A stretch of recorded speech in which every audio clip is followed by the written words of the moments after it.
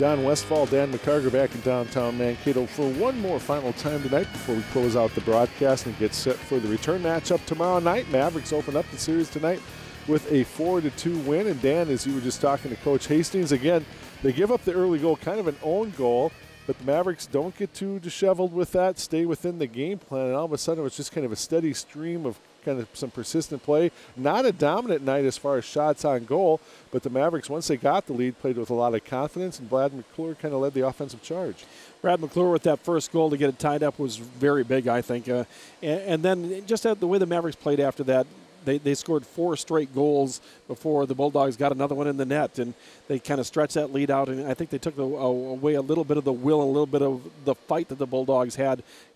Early on, the Bulldogs were skating with the Mavericks pretty well, but I think the third period showed that the Mavericks were able to just completely shut them down and not allow a shot for the first 15 minutes. Well, again, the second goal for the Mavericks, kind of right about a minute and a half left to go in the period, was a big one. You kind of thought that once the Mavericks would get that lead, they'd be pretty tough to play with. But again, as we kick things off here for the highlights, the Mavericks, despite the importance of trying to get the first goal of the contest, we were 21 seconds in, and the Mavericks found themselves down 1-0. Craig Peffley, unassisted, gets credit for the goal here with 21 seconds gone, and the Mavericks trail 1-0. But Brad McClure here, really no look at all. Flanagan and Vanko get the assist, but McClure skating out front. He's not looking at all. You see, he turns and fires and scores at 5:07, and it's all tied at 1 apiece. Then late in the period, Knutson from Clint Nelson, and then Jordan Nelson finishes. So Clint skates it up, Knutson with the backhander, and Nelson makes it 2-1 Mavericks at 18:22. Go to the second period. Ian Scheid will score from just a ridiculous angle. That's extremely tough, and I feel real bad for the goaltender on that one. He had no chance. C.J. Franklin, Michaelis with the assist at 10:18. It's 3-1 Mavericks. Brad McClure, even strength here. You can't let a guy this good skid out in front of your net and shoot like that. McClure from Bigglebach, his first assist of the season at 13:04. It's 4-1. Then behind the net, Peffley and Mayhew to Maloney out front, and that's a power play goal at 17:55, and that ended the scoring at 4-2. Well, that was way back, as Dan mentioned, at the end of the second period of play. Not many shots there in the third period. As you can see, our game summary, the Mavericks with the 4-2 win. Despite getting outshot, doesn't happen here certainly much in our own building, but it was Ferris with the one-shot advantage there. Both teams getting one power play attempt and face-offs, 34-33. You talked about it, that really throughout the whole contest, Dan, statistically, you looked at the shots on goal, the face-off, it was an even contest. It was just the Mavericks doing a better job converting. I believe you mentioned at one time when they got their fourth goal, that was on 16 shots at that point of the game. And when you're getting 75% saves, whoever the blame goes to, defense, goaltenders, doesn't matter, you're going to get beat. You just can't have that. You got to be in the nines. You got to save 9 out of every 10 shots if you want to have any chance of winning. Let's take a look at our play of the game, and of course, play of the game sponsored by J. Beal Real Estate Group.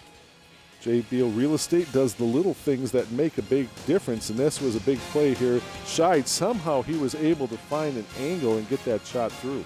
If you were to go on the ice and stand down there and see that angle and realize that he's shooting through a defender to the far side and catching the pipe around the goaltender and in, you'd see that's a really tough shot, and Ian Scheid just picked his perfect spot and scored.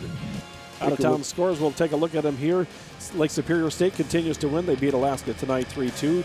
Tech shuts out Northern Michigan 2-0. Bemidji State in overtime over Alaska Anchorage. It's Miami in overtime over Bowling Green. St. Cloud is stretching it out over Alabama Huntsville in third. UMD by a couple over the number 1 ranked team in the nation, North Dakota, up in Duluth tonight.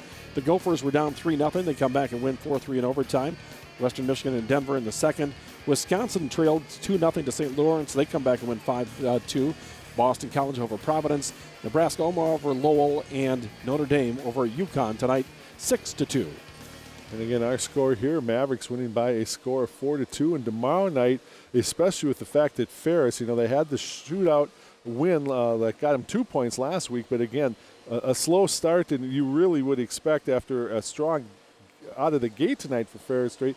I think tomorrow night you're going to see pretty much Bob Daniels and the Bulldogs. They're going to throw everything out there that they can. Well, they have to. If they get swept, they can pretty much forget about NCAA tournament. They can pretty much forget about WCHA anything. So they absolutely have to win tomorrow night to save their season. I know it's October, but you can forget about your season when you start out 0-8-1. That's just too big of a hole. The Mavericks were 0-4 last year and nearly dug their way out, but didn't make the NCAA tournament. So I think the Bulldogs will come with everything they've got tomorrow night. The Mavericks better be ready. And for the Mavericks, 3 more big points on the ice, especially as we talked about.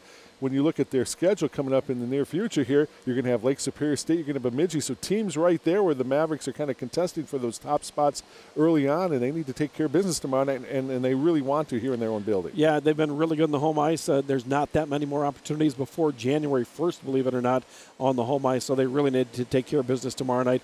But they have shown an ability in this building to be awfully, awfully good and really, really stingy in the third period. We are back tomorrow night again. 7 o'clock is the pregame show. 7:07 the face-off from downtown Mankato. We want you in the building, but if you can't join us here downtown, make sure you're back here on a Maverick Hockey Weekend. Dan McCargan, myself, Don Westfall, will be bringing you the action with the students from Bethany Lutheran College. But one more time, our final score tonight, Minnesota State Mankato defeating Ferris State by a score of 4-2. We will see you tomorrow night.